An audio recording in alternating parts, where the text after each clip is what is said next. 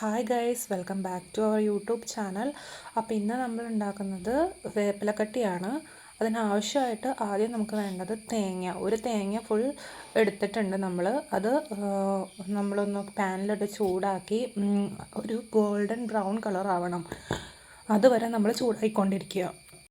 ചൂടായി കഴിയുമ്പോഴത്തേനും നമുക്ക് ഇതുപോലെ ഒരു കളർ മാറി കിട്ടും. അത് കഴിഞ്ഞ് നമുക്ക് ചെറിയ ചുവന്നുള്ളി ഇട്ട് കൊടുക്കുക. അതൊരു 3-4 എണ്ണം അത്രയും മതി. പിന്നെ കുറച്ച് ഉലുവ ഇട്ട് കൊടുക്കുക. ഉലുവ ഇട്ട് ജസ്റ്റ് ഒന്ന് ചൂടാക്കി കൊടുക്കുക. അത് കഴിഞ്ഞിട്ട് നമ്മൾ പൊടികൾ മഞ്ഞൾപ്പൊടി, മുളക് പൊടി, മല്ലിപ്പൊടി ഇങ്ങനെ ആവശ്യത്തിനനുസരിച്ച് ഇട്ട് കൊടുക്കുക. ഇട്ട് കൊടുത്ത് ജസ്റ്റ് നന്നായിട്ടൊന്ന് ഇളക്കി ആ പച്ചമണം മാറുന്നവരെ ഒന്ന് വെയിറ്റ് ചെയ്യുക.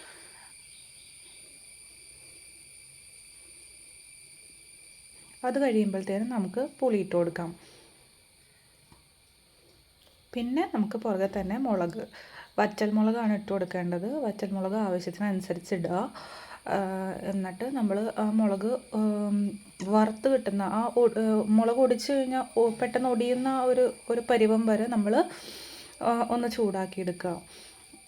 അതാണ് ശരിക്കും ഇതിൻ്റെ പാകം. അത് കഴിഞ്ഞ് ലാസ്റ്റാണ് നമ്മൾ വേപ്പില ഇടുന്നത്. വേപ്പില ഒന്ന് വാടി ജസ്റ്റ് ഒന്ന് പൊടിച്ചെടുക്കാൻ പറ്റുന്ന രൂപത്തിലാവുമ്പോഴത്തേനും നിർത്തുക. പിന്നെ നമ്മൾ ഉപ്പും ഇട്ട് കൊടുക്കുക.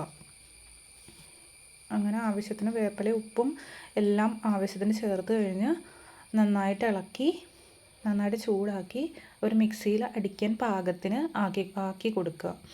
അവസാനം നമ്മൾ എല്ലാം കൂടെ ചൂടാറിയതിന് ശേഷം മിക്സിയുടെ ജാറിലിട്ടൊന്ന് അടിച്ചു കൊടുക്കുക. അതും ഒറ്റ ക്രഷേ ചെയ്യാൻ പാടുള്ളൂ.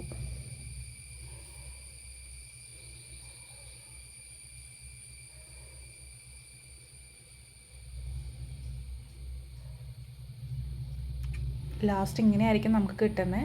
അപ്പോൾ നമ്മുടെ വേപ്പിലക്കട്ടി ഇവിടെ റെഡി ആയിട്ടുണ്ട്. Thank you guys for watching.